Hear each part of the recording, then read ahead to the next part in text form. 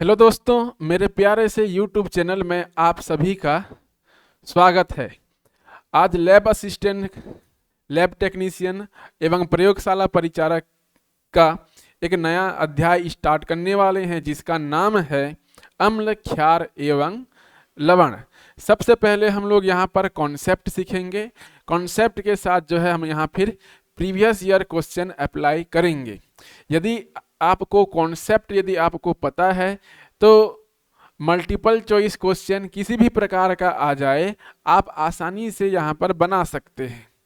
तो चलिए हम यहाँ पर बात करेंगे अम्ल, क्षार एवं लवण में सबसे पहले आर्हेनियस सिद्धांत का, फिर यहाँ पर ब्रांस्टेड-लॉरी सिद्धांत, लुईस अम्ल क्षार सिद्धांत, लवण क्या होता है और इसकी प्रकृति कैसे होती है, और लास्ट में हम बात करेंगे अम्लीय वर्षा की। तो इन 5 टॉपिक को आज हम कवर करेंगे। उसके बाद हम लोग मल्टीपल चॉइस क्वेश्चन यहाँ पर देखेंगे। साथ ही साथ हम अभिकथन और कारण पर आधारित प्रश्न भी यहाँ पर देखेंगे। कक्षा 10वीं में जो है यहाँ पर पीएच कॉन्सेप्ट भी आता है, तो जो पीएच कॉन्सेप्ट है उसका मैं एक अलग से वीडियो आपके लिए लाऊंगा, क्योंकि पीएच कॉन्सेप्ट ही छोटा मोटा कॉन्सेप्ट नहीं है, बहुत बड़ा कॉन्सेप्ट है। So don't worry about pH, इसके लिए मैं एक अलग से वीडियो लेकर आऊँगा। तो चलिए स्टार्ट करते हैं। सबसे पहले आर्हेनियस का सिद्धांत। तो हेडिंग डाल लीजिए आर्हेनियस का सिद्धांत। आर्हेनियस का सिद्धांत क्या कहता है? अम्ल ऐसे पदार्थ होते हैं जो जलीय विलयन में H+ आयन देते हैं। जलीय विलयन में H+ आयन देते हैं, अम्ल कहलाते हैं। तथा क्षार ऐसे पदार्थ होते हैं जो जलीय विलयन में OH- आयन देते हैं। OH- आयन देते हैं। यदि मैं अम्ल के उदाहरण की बात करूं, यहाँ पर अम्ल कौन कौन से हो सकते हैं जो H+ आयन देंगे, तो हम लिख सकते हैं जितने एसिड हैं HCl, HNO3, H2SO4, ये सारे अम्ल की प्रकृति में आएंगे। साथ ही साथ क्षार में आएंगे जितने भी हाइड्रोक्साइड हैं, चाहो तो जैसे मैं सोडियम हाइड्रोक्साइड लिखूं, पोटेशियम हाइड्रोक्साइड लिखूं, मैग्नीशियम हाइड्रोक्साइड लिखूं, ये सारे के सारे क्षार में आ जाएंगे। क्लियर है? तो यहाँ पर क्षारीय धातु याद रखना, क्षारीय धातु, क्षारीय मृदा धातु, क्षारीय मृदा धातु, इनके जितने भी हाइड्रोक्साइड हैं, ऑक्साइड भी, ऑक्साइड के साथ साथ हाइड्रोक्साइड भी, हाइड्रोक्साइड, ये सारे के सारे क्षारीय प्रकृति के होते हैं। कैसे प्रकृति के होते हैं? ऑक्साइड और हाइड्रोक्साइड क्षारीय प्रकृति के होते हैं। इसके अलावा जो डी ब्लॉक के मेटल्स हैं, डी ब्लॉक के जितने भी धातु और एफ ब्लॉक के जितने भी धातु हैं, ये सारे के सारे क्षारीय प्रकृति व्यवहार शो करते हैं। क्लियर है? आप हमेशा याद रखना, जो भी धातु मिलेंगे आवर्त सारणी में, चाहे वो क्षारीय धातु हो, चाहे क्षारीय मृदा धातु हो, डी ब्लॉक के धातु हो या एफ ब्लॉक के धातु हो, उनके ऑक्साइड और हाइड्रोक्साइड सारे के सारे क्षारीय प्रकृति के होते हैं। क्लियर? इसके अलावा कुछ उभयधर्मी प्रकृति शो करते हैं। उभयधर्मी प्रकृति भी यहाँ पर रखते हैं। उभयधर्मी प्रकृति में ऐसे कौन कौन से मेटल्स के ऑक्साइड आते हैं? याद रख लेना, beryllium oxide, zinc oxide, In2O3, उसके बाद GeO2, SnO2, ये सारे के सारे जो है उभयधर्मी प्रकृति यहाँ पर प्रदर्शित करते हैं। उभयधर्मी प्रकृति यहाँ पर प्रदर्शित करते हैं। ये तो हुआ आर्हेनियस का सिद्धांत।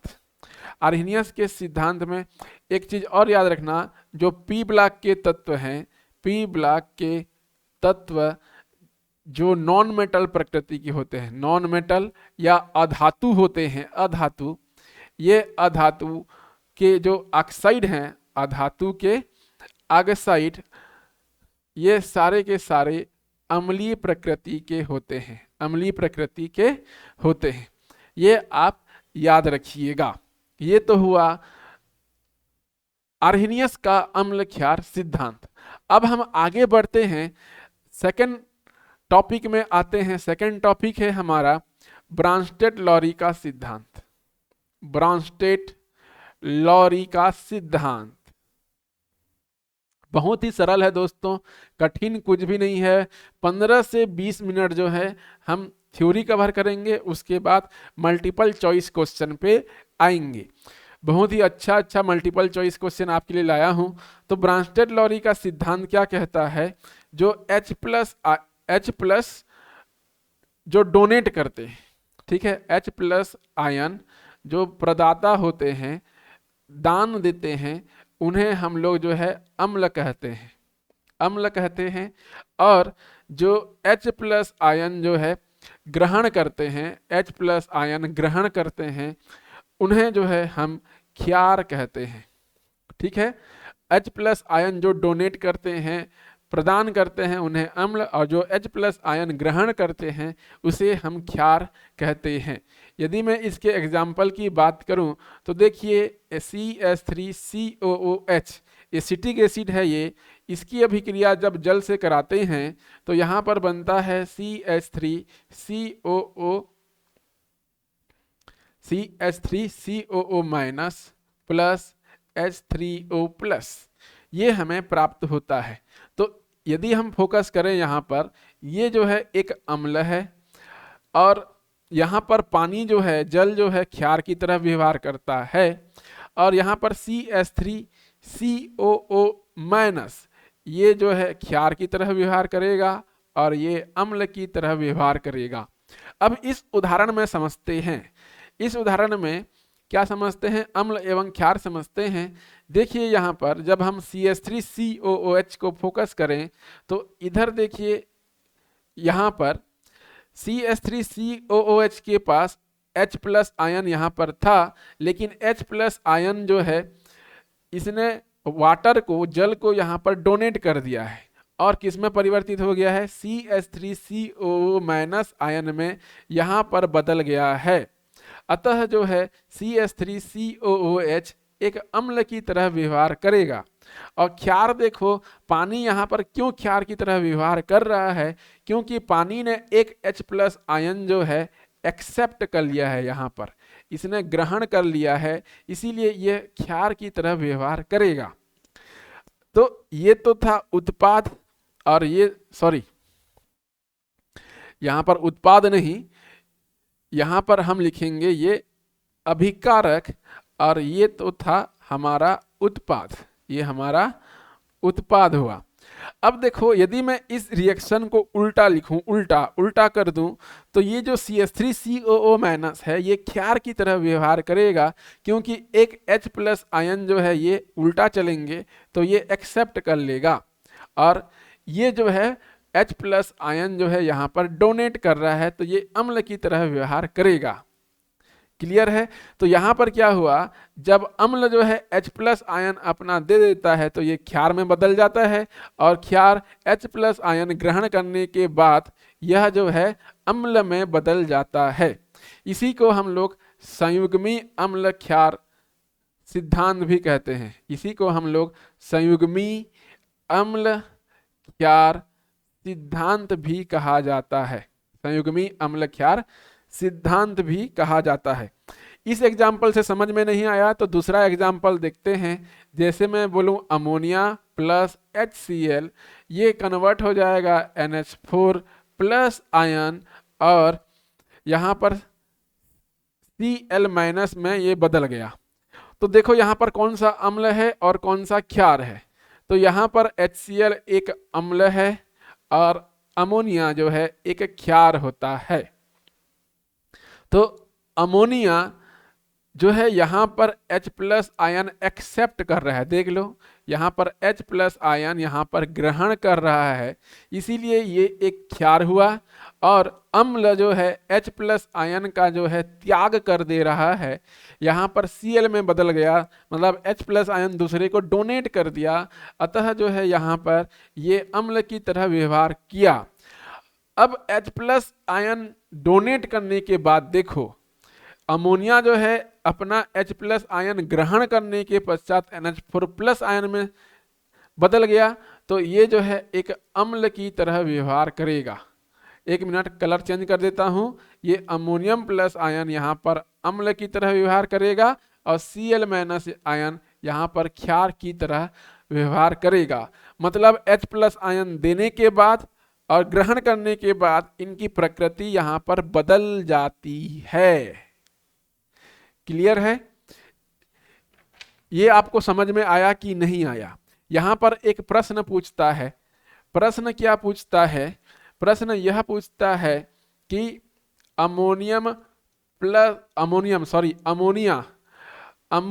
का संयुग्मी अम्ल होगा, अमोनिया का संयुग्मी अम्ल होगा, तो हमारा आंसर हो जाएगा NH4 plus ion, NH4 plus ion. और यदि यहाँ पर पूछ दिया अमोनिया का संयुग्मी क्षार कौन सा होगा, संयुग्मी क्षार कौन सा होगा, तो यहाँ पर हम लिखेंगे एक हाइड्रोजन को यहाँ पर रिमूव करेंगे और माइनस चार्ज ले आएंगे, यहाँ पर माइनस चार्ज ले आएंगे। तो संयुग्मी अम्ल पूछने से हाइड्रोजन यहाँ पर ऐड करना है, हाइड्रोजन यहाँ पर हमें ऐड करना है, और संयुग्मी क्षार पूछेगा तो हाइड्रोजन यहाँ पर हमें रिमूव करना है, बाहर निकालना है। तो हमें आसानी से पता चल जाएगा संयुग्मी अम्ल एवं क्षार के बारे में। क्लियर है इतना? अब देखो ऐसे बहुत सारे आयन होते हैं, उनमें संयुग्मी अम्ल एवं संयुग्मी क्षार हमको पूछ सकता है।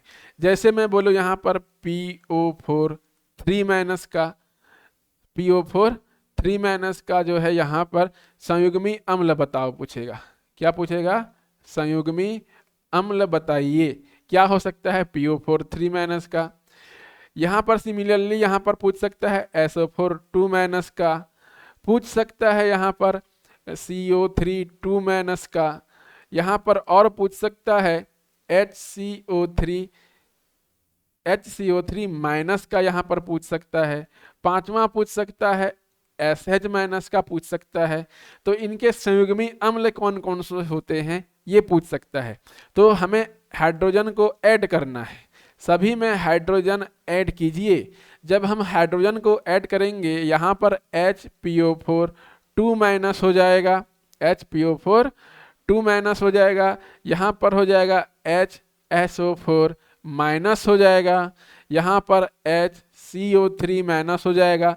सभी में हाइड्रोजन ऐड करो, सभी में हाइड्रोजन ऐड करो, तो यहाँ पर हो जाएगा H2CO3 हाइड्रोजन ऐड करने के बाद, और यहाँ पर हो जाएगा H2S। तो इस तरह से हमने संयुग्मी अम्ल जान लिया कि संयुग्मी अम्ल किस प्रकार से बनाते हैं। सिमिलरली यहाँ पर संयुग्मी क्षार पूछ सकता है। संयुग्मी क्षार बताओ क्या होता है, संयुग्मी क्षार बताओ क्या होता है। तो हमें यहाँ पर हाइड्रोजन को रिमूव करना रहता है, हाइड्रोजन को रिमूव करना रहता है। तो HPO4 2- का संयुग्मी क्षार ये वाला हो जाएगा, HSO4- का संयुग्मी क्षार जो है SO4 2- हो जाएगा, इसका संयुग्मी क्षार CO3 2- हो जाएगा। तो जिस किसी का भी पूछे संयुग्मी अम्ल में हाइड्रोजन ऐड करना है और संयुग्मी क्षार में हाइड्रोजन प्लस आयन को रिमूव करना है, तो हमें संयुग्मी अम्ल और संयुग्मी क्षार का पता यहाँ पर चल जाएगा। क्लियर है? संयुग्मी अम्ल एवं संयुग्मी क्षार का मतलब यहाँ पर समझ में आया। ये जो है एग्जाम में बहुत बार पूछता है, वेरी इंपॉर्टेंट है, यहाँ पर बहुत ही महत्वपूर्ण है, यहाँ पर आप नोट कर लेंगे।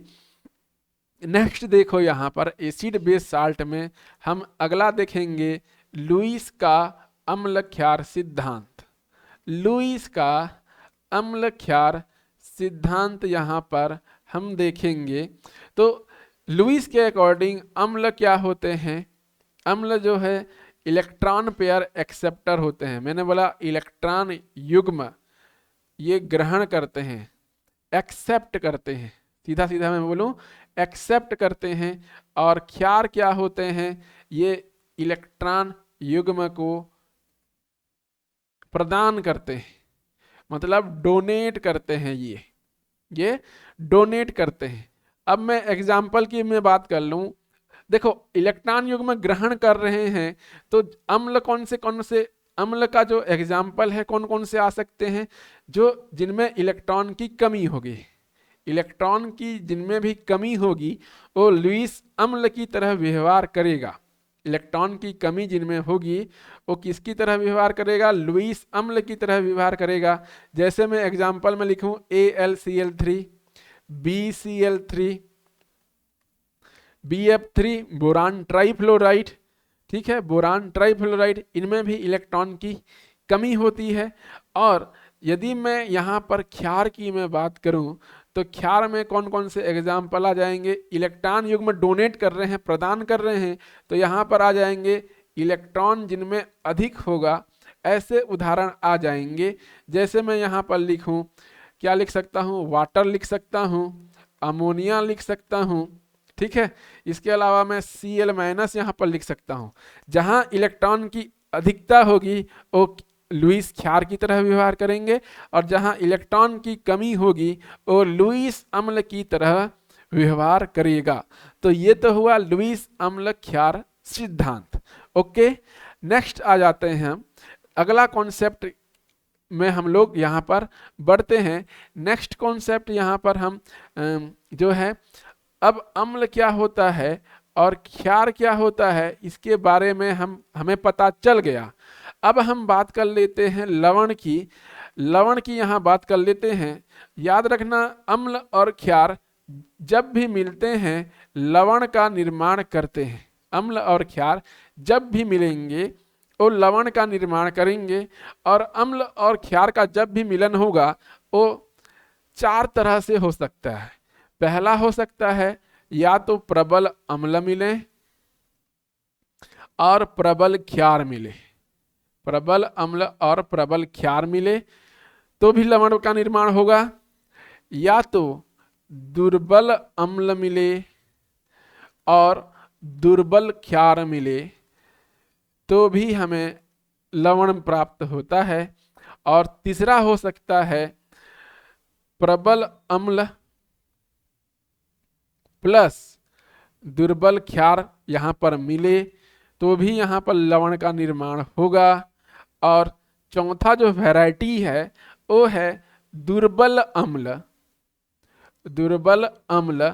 और प्रबल क्षार का यहाँ पर समावेश हो तो भी यहाँ पर हमें लवण प्राप्त होता है।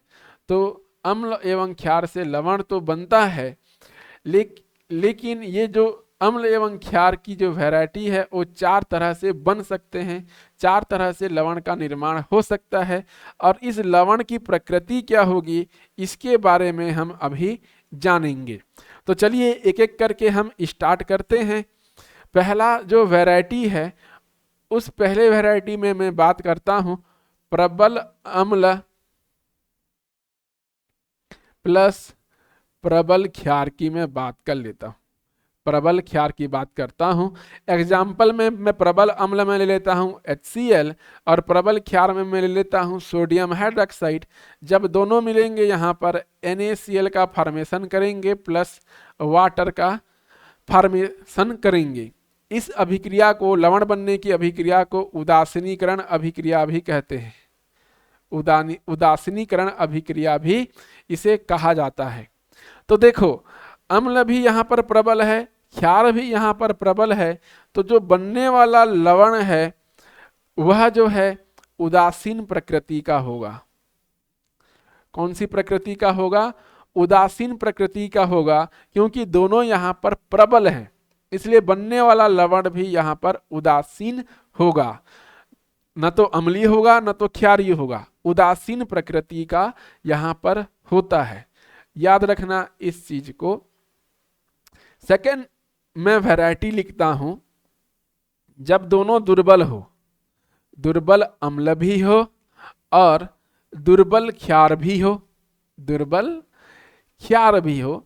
तो प्रबल अम्ल दुर्बल अम्ल का उदाहरण है CH3COOH, और दुर्बल क्षार का उदाहरण लेता हूं मैं अमोनियम हाइड्रोक्साइड। तो यहाँ पर जो प्रोडक्ट बनेगा वो बनेगा CH3COONH4 बनेगा।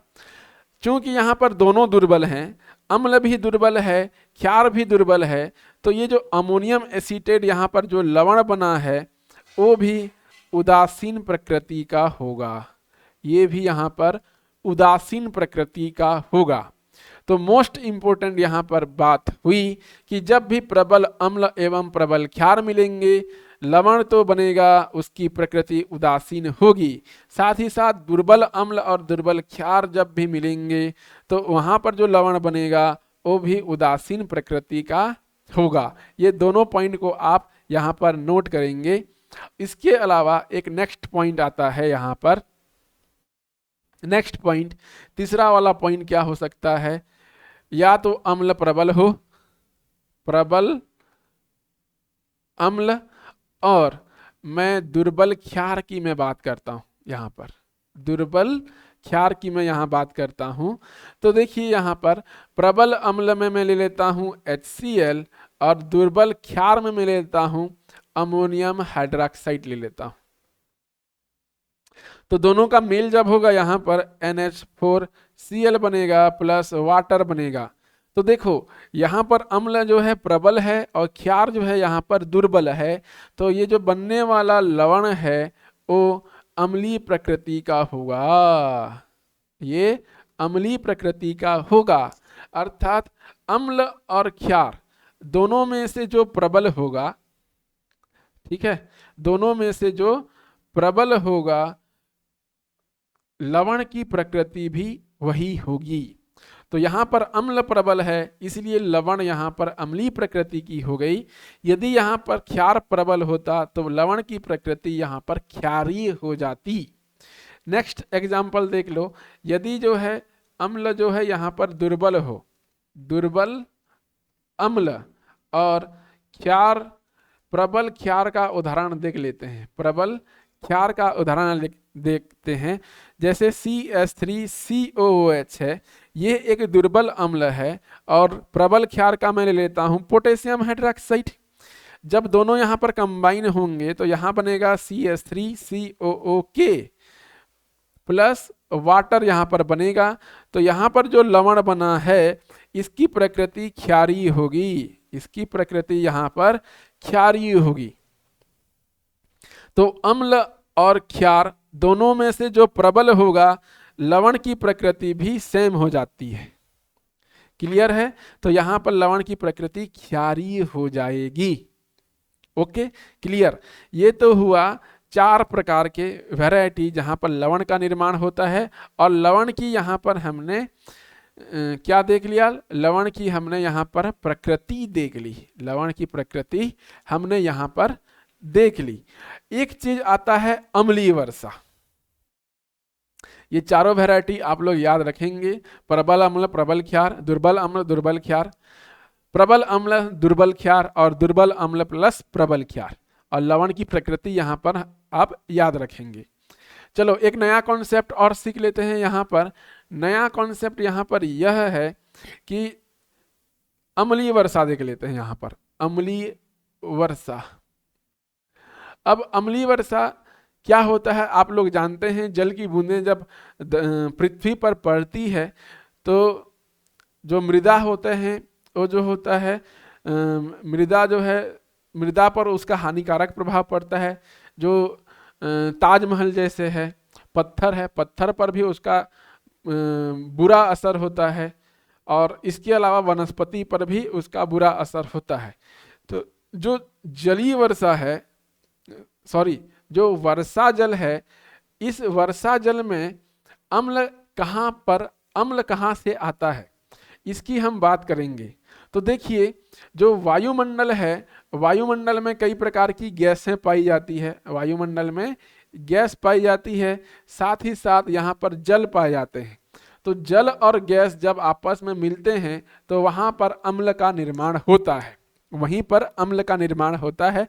और वह वर्षा की बूंदों के साथ जल की बूंदों की साथ जो है वो हमारे पृथ्वी पर आ जाते हैं, इसी को हम अम्लीय वर्षा कहते हैं। तो यहाँ पर जो अभिक्रिया है, अभिक्रिया यहाँ पर बहुत इंपॉर्टेंट है, महत्वपूर्ण है। तो यह अभिक्रिया कौन कौन सी हो सकती है, चलिए बात कर लेते हैं।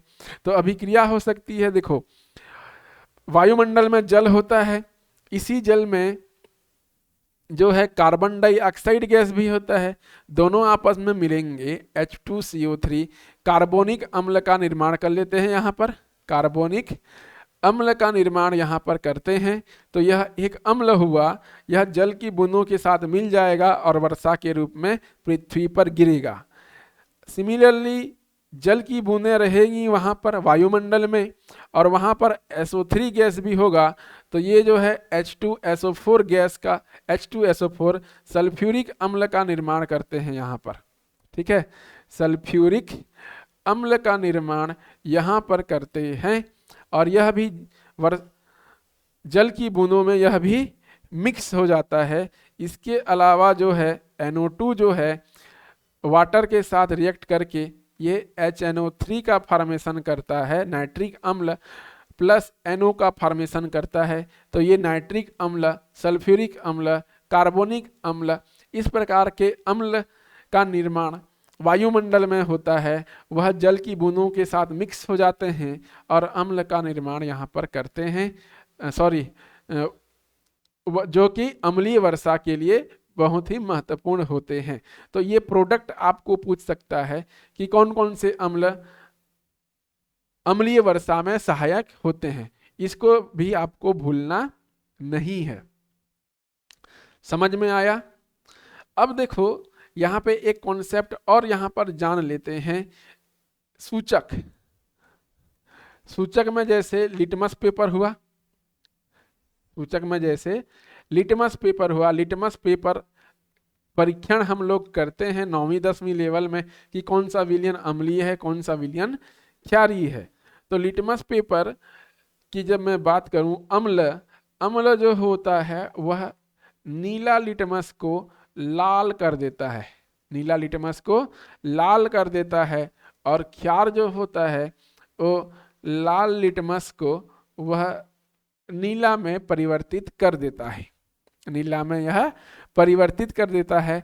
इसको भी आप नहीं भूलेंगे, और याद रखना इसको जो है क्षार के साथ भी कंबाइन कर सकता है कि बताओ CH3COO के पोटेशियम एसीटेट का लिटमस पेपर पर क्या प्रभाव पड़ेगा, इसके बारे में ऐसा प्रश्न यहाँ पर पूछ सकता है। तो हमारा आंसर क्या हो जाएगा, जो पोटेशियम एसीटेट है यह एक लवण है, यह क्षारीय प्रकृति का होता है।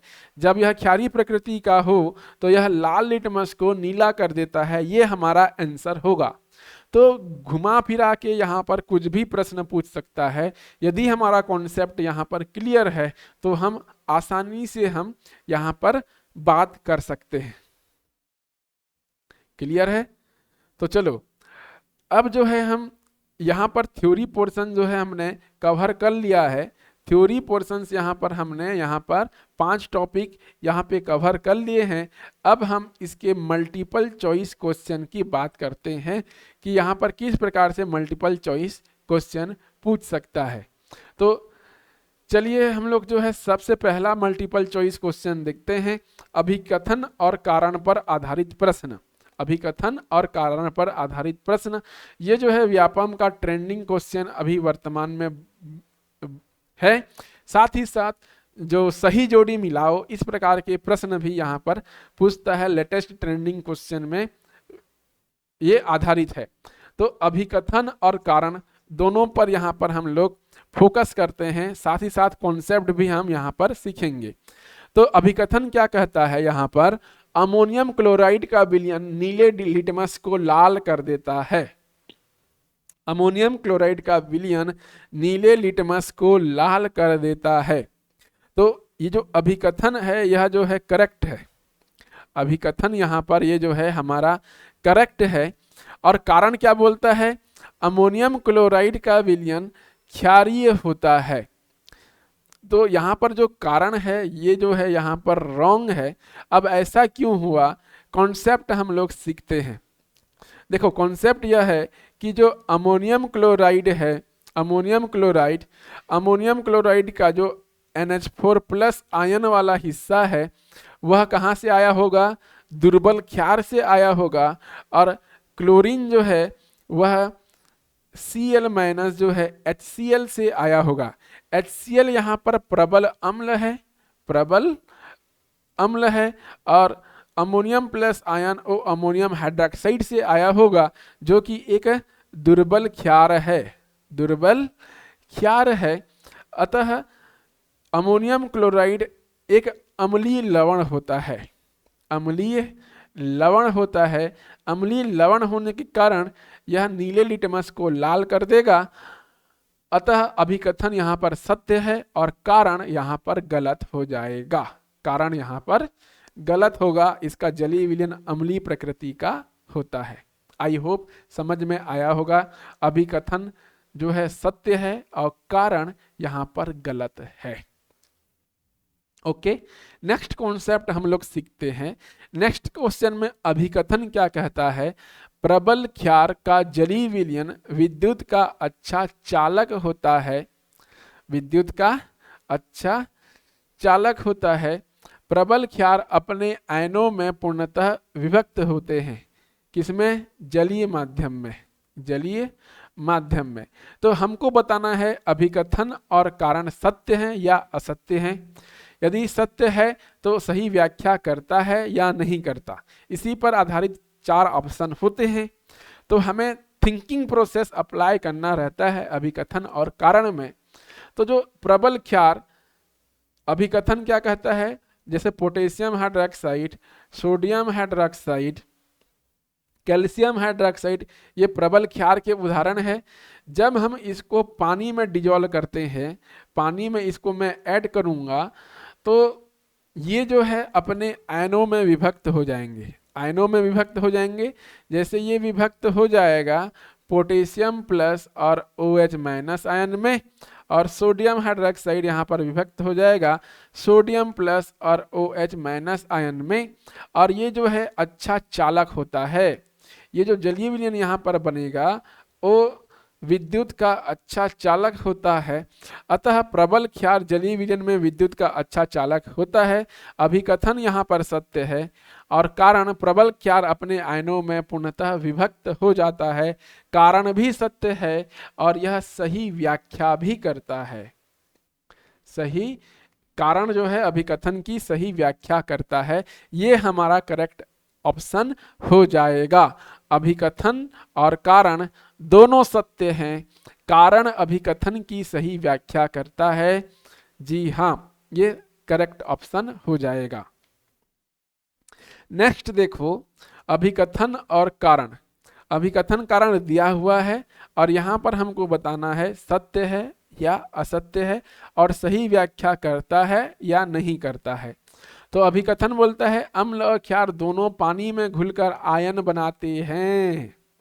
जी हाँ, आर्हेनियस के अकॉर्डिंग हमने देखा था ना कि अम्ल और क्षार दोनों पानी में घुलकर आयन का निर्माण करते हैं। जैसे HCl हुआ, जैसे मैं बोलूं HNO3 हुआ, जैसे H2SO4 हुआ। ये पानी में घुल के H+ आयन देते हैं, ये भी H+ आयन देगा और ये भी हमारा H+ आयन देगा। सिमिलरली सोडियम हाइड्रोक्साइड ये पानी में घुलकर OH- आयन देते हैं। मैग्नीशियम हाइड्रोक्साइड ये पानी में घुलकर OH- आयन देते हैं। ठीक है, यहाँ पर सोडियम प्लस आयन और यहाँ पे मैग्नीशियम 2+ आयन भी देगा। तो आयन बनाते हैं। अभिकथन बिल्कुल सत्य है। अम्ल H+ आयन देते हैं और क्षार OH- आयन देते हैं, ये पूछा गया है। तो आर्हेनियस के अकॉर्डिंग जो है दोनों अभिकथन और कारण दोनों सत्य हैं और यहाँ पर सही व्याख्या करता है। कौन सही व्याख्या करता है? कारण अभिकथन की सही व्याख्या करता है यहाँ पर। नेक्स्ट क्वेश्चन देखो। नेक्स्ट क्वेश्चन क्या कहता है? हल्दी एक प्राकृतिक अम्ल क्षार सूचक है। बहुत ही इंपॉर्टेंट प्रश्न है ये। जितने भी यहाँ पर क्वेश्चन लाया हूँ सारे इंपॉर्टेंट हैं। नए नए कॉन्सेप्ट आपको सीखने के लिए मेरे जितने भी यहाँ पर प्रश्न हैं सभी में आपको नया कॉन्सेप्ट सीखने के लिए मिलेगा। अभिकथन क्या कहता है? हल्दी एक प्राकृतिक अम्ल क्षार सूचक है। जी हाँ, सत्य है ये। कारण देखो, हल्दी अम्ल एवं क्षार दोनों में अलग अलग तरह का रंग प्रदान करता है, दोनों में अलग अलग तरह का रंग प्रदान करता है। तो यहाँ पर कारण भी सत्य है और कारण जो है अभिकथन की सही व्याख्या करता है, सही व्याख्या करता है। अब इसको मैं आपको समझाने की कोशिश करता हूँ। अब देखिए यहाँ पर हम लोग हल्दी का इस्तेमाल जो है, हल्दी का इस्तेमाल सब्जी बनाने में करते हैं, सब्जी बनाने में करते हैं। जब यह हमारे कपड़े में लग जाता है, कपड़े में लग जाता है, तो अब हम किसका इस्तेमाल करेंगे? डिटर्जेंट या साबुन का इस्तेमाल करेंगे।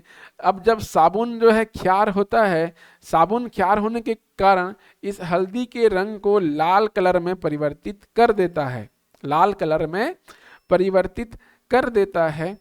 अतः अभिकथन और कारण दोनों सत्य हैं और कारण जो है सही व्याख्या करता है। तो याद रखना ऐसे। चलो यहाँ पर एक कॉन्सेप्ट यहाँ पर एक और जान लेते हैं कि ऐसे कौन कौन से इंडिकेटर हैं, सूचक हैं जो अम्ल क्षार सूचक की तरह व्यवहार करता है और कहाँ कहाँ पर किस प्रकार का रंग प्रदान करता है। तो मैं यहाँ पर लिख देता हूँ अम्ल, इधर मैं लिख देता हूँ क्षारीय अम्लीय माध्यम में, सॉरी मैं यहाँ पर लिख देता हूँ अम्लीय माध्यम और मैं यहाँ पर लिख देता हूँ क्षारीय माध्यम। अम्लीय माध्यम में कौन सा रंग प्रदान करेगा, क्षारीय माध्यम में कौन सा रंग प्रदान करेगा। और यहाँ पर मैं सूचक का नाम लिख देता हूँ, सूचक का नाम यहाँ पर लिख देता हूँ। तो सबसे पहला सूचक यहाँ पर मैं लिखता हूँ फिनाप्थेलिन। पहला सूचक मैं यहाँ पर लिखता हूँ फिनाप्थेलिन। फिनाप्थेलिन जो है अम्ल क्षार सूचक होता है। अम्लीय माध्यम में यह जो होता है कलरलेस, कोई रंगहीन होता है, कोई रंग प्रदान नहीं करता, जबकि क्षारीय माध्यम में ये पिंक कलर यहाँ पर देता है। सेकेंड मैं लिख देता हूं यहाँ पर methyl orange. Methyl orange, methyl orange भी एक सूचक होता है जो कि अम्लीय माध्यम में यहाँ पर लाल कलर देता है और मिथाइल ऑरेंज जो है क्षारीय माध्यम में येलो कलर प्रदान करता है, येलो कलर, पीला कलर यहाँ पर प्रदान करता है। इसके अलावा यहाँ पर रेड केबेज होता है, यह एक प्राकृतिक सूचक होता है। रेड केबेज, रेड केबेज एक प्राकृतिक सूचक होता है और यह प्राकृतिक सूचक जो है एसिटिक माध्यम में रेड कलर प्रदान करता है, लाल कलर देता है और ब्लू या ग्रीन कलर देता है क्षारीय माध्यम में, ब्लू या ग्रीन कलर देगा क्षारीय माध्यम में। तो यह जो है कुछ प्रमुख अम्ल क्षार सूचक होते हैं। अम्लीय माध्यम में कौन सा रंग प्रदान करेगा, क्षारीय माध्यम में कौन सा रंग प्रदान करेगा, इसको आप लोग नोट करेंगे। बहुत ही इंपॉर्टेंट कॉन्सेप्ट है, आपको क्वेश्चन में दे के फंसा सकता है। तो ये तो हुआ अभिकथन और कारण पर आधारित प्रश्न। अब जो है हम यहाँ मल्टीपल चॉइस क्वेश्चन देखेंगे। मल्टीपल चॉइस क्वेश्चन, तो पहला ही क्वेश्चन क्या कहता है, आर्हेनियस सिद्धांत के अनुसार अम्ल क्षार सिद्धांत केवल कार्य करता है। तो आर्हेनियस सिद्धांत के अनुसार किस माध्यम पर अम्ल क्षार व्यवहार प्रदर्शित करता है, इसको हमें बताना है। तो मैंने आपको थ्योरी में बताया था कि जलीय माध्यम पर ही आर्हेनियस सिद्धांत वर्क करता है, गैसीय माध्यम पर, ठोस माध्यम पर जो है आर्हेनियस का सिद्धांत अम्ल क्षार की पुष्टि नहीं करता। तो इसका करेक्ट ऑप्शन हो जाएगा जलीय माध्यम। नेक्स्ट क्वेश्चन देखो, आर्हेनियस के अनुसार सोडियम ऑक्साइड की प्रकृति क्या होगी। तो मैंने जब आपको बताया था आर्हेनियस के अकॉर्डिंग आर्हेनियस के अकॉर्डिंग जितने भी धातु हैं आवर्त सारणी में, इनके ऑक्साइड और हाइड्रोक्साइड ये जो है क्षारीय प्रकृति के होते हैं, ये क्षारीय प्रकृति के होते हैं। मैंने ये आपको बताया था। तो देखो यहाँ पर सोडियम ऑक्साइड, सोडियम एक धातु है, क्षारीय धातु है, और यह सोडियम धातु का ऑक्साइड है, अतः यहाँ पर इसकी प्रकृति क्षारीय हो जाएगी। क्वेश्चन 2 भी आपको समझ में आया होगा। यदि आपने थ्योरी भी नहीं पढ़ा है ना, तो आप सिर्फ मल्टीपल चॉइस क्वेश्चन करोगे तो आपको पूरा समझ में आएगा। नेक्स्ट देखते हैं, सबसे कम क्षारीय प्रकृति का होगा, सबसे कम क्षारीय प्रकृति का होगा। यह भी आर्हेनियस से रिलेटेड है, आर्हेनियस से रिलेटेड है ये, और इसको भी मैंने आपको थ्योरी में आपको बताया है। थ्योरी में मैंने आपको बताया है जो बेरिलियम ऑक्साइड है, जिंक ऑक्साइड है, इसके अलावा Al2O3 है, Al2O3 ये उभयधर्मी प्रकृति के होते हैं, उभयधर्मी प्रकृति के होते हैं। SNO है, यह भी उभयधर्मी प्रकृति का होगा, अर्थात यह जो है कम क्षारीय प्रकृति शो करता है, कम क्षारीय प्रकृति शो करता है। लेकिन यहाँ पर हाइड्रोक्साइड दिया है तो कोई बात नहीं, ऑक्साइड और हाइड्रोक्साइड दोनों पर ही आर्हेनियस का सिद्धांत लागू होता है। तो यहाँ पर एल्यूमिनियम हाइड्रोक्साइड जो है कम क्षारीय प्रकृति का होगा। बाकी यहाँ पर सोडियम हाइड्रोक्साइड देखो प्रबल क्षार, मैग्नीशियम हाइड्रोक्साइड प्रबल क्षार, ल्यूटेशियम का हाइड्रोक्साइड ये भी प्रबल क्षार की तरह यहाँ पर व्यवहार करेगा। अतः करेक्ट ऑप्शन नंबर सी हो जाएगा। ओके, नेक्स्ट देखते हैं अगला क्वेश्चन। अगले क्वेश्चन पर हम यहाँ फोकस करेंगे। अगला क्वेश्चन क्या कहता है, पढ़ लीजिए एक बार। 1 मिनट, कलर चेंज करते हैं।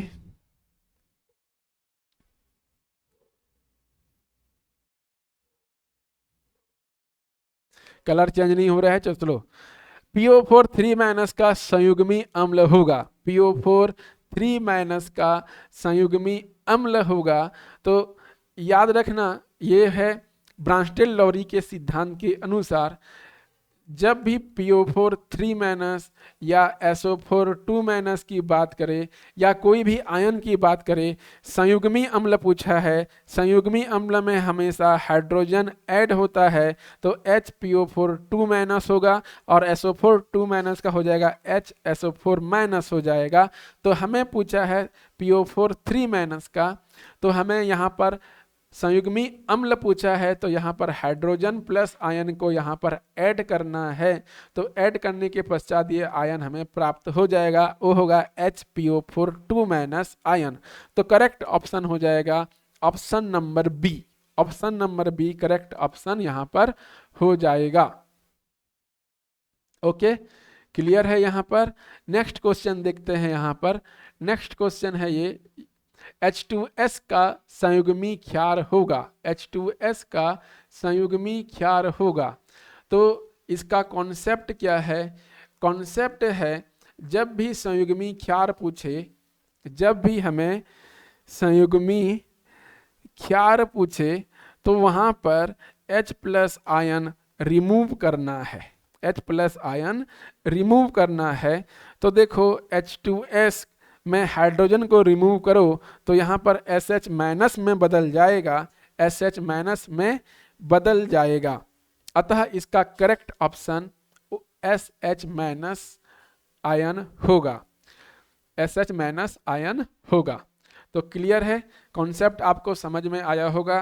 Question number 5। अब क्वेश्चन नंबर 6, क्वेश्चन नंबर 6 पूछा है अमोनिया का संयुग्मी क्षार एवं संयुग्मी अम्ल क्रमशः होगा, क्रमशः पूछा है। तो मैंने अभी आपको कॉन्सेप्ट बताया था। कॉन्सेप्ट मैंने आपको क्या बताया था कि जब भी संयुग्मी अम्ल पूछे, संयुग्मी अम्ल, वहां पर हाइड्रोजन प्लस आयन ऐड करना है, हाइड्रोजन प्लस आयन ऐड करना है। और जब हमको संयुग्मी क्षार पूछे तब हम वहां पर H प्लस आयन को वहां पर हम रिमूव करेंगे। तो यहाँ पर संयुग्मी क्षार पूछा है तो H प्लस आयन रिमूव करना, और संयुग्मी अम्ल पूछा है तो यहाँ पर H प्लस आयन ऐड करना। तो NH प्लस आयन में एक H प्लस आयन रिमूव करोगे तो NH2 माइनस आयन होगा, और ऐड करोगे तो NH4 प्लस आयन होगा। तो ये हमारा option number A correct option हो जाएगा। क्लियर है? ये क्वेश्चन भी आपको समझ में आया होगा। अब नेक्स्ट क्वेश्चन देखते हैं, क्वेश्चन नंबर 7। लुईस के अनुसार अम्ल होते हैं। ये परिभाषा से डायरेक्ट प्रश्न पूछ लिया गया है। तो लुईस के अनुसार अम्ल ऐसे पदार्थ होते हैं जो इलेक्ट्रॉन युग्म ग्रहण करते हैं। तो इसका करेक्ट ऑप्शन ए हो जाएगा। नेक्स्ट क्वेश्चन, AlCl3 किसका उदाहरण है? AlCl3 किसका उदाहरण है? लुईस अम्ल का, लुईस क्षार का, आर्हेनियस अम्ल का, या इनमें से कोई नहीं। तो AlCl3 इसमें इलेक्ट्रॉन की कमी होती है। जब ये इलेक्ट्रॉन की कमी इसमें है तो ये इलेक्ट्रॉन आसानी से ग्रहण कर सकता है, और इलेक्ट्रॉन आसानी से जब ये ग्रहण करेगा तो इलेक्ट्रॉन युग्म जो ग्राही होते हैं वो लुईस अम्ल की तरह व्यवहार करते हैं। इलेक्ट्रॉन पेयर एक्सेप्टर हमेशा लुईस अम्ल की तरह व्यवहार करते हैं, और जो इलेक्ट्रॉन युग्म डोनेट करते हैं वो क्षार होते हैं। ठीक है। नेक्स्ट क्वेश्चन, अम्लीय वर्षा का पीएच मान कितना होता है? अम्लीय वर्षा का पीएच मान 5.6 से कम होता है, अतः इसका correct answer option number D हो जाएगा। नेक्स्ट देखो, अमोनियम क्लोराइड लवण की प्रकृति क्या होगी? अमोनियम क्लोराइड लवण की प्रकृति, तो मैंने आपको बताया था अमोनियम क्लोराइड में अमोनियम कहाँ से आया होगा? अमोनियम हाइड्रॉक्साइड से आया होगा, और Cl कहाँ से आया होगा? HCl से आया होगा। तो ये प्रबल अम्ल है, और ये अमोनियम हाइड्रॉक्साइड एक दुर्बल क्षार है, अतः अमोनियम क्लोराइड की प्रकृति यहाँ पर अम्लीय हो जाएगी। अतः ऑप्शन नंबर फर्स्ट हमारा करेक्ट आंसर हो जाएगा। क्लियर है इतना? तो आई होप ये वीडियो लेक्चर आपको अच्छे से समझ में आया होगा। कॉन्सेप्ट आपको यहाँ पर समझ में आए होंगे। नए नए कॉन्सेप्ट के साथ मैं आपके समक्ष यहाँ पर हाजिर हुआ हूँ। तो इसी तरह से अच्छे और नए कॉन्सेप्ट के साथ अगले लेक्चर में मिलेंगे। आज के लिए इतना ही दोस्तों।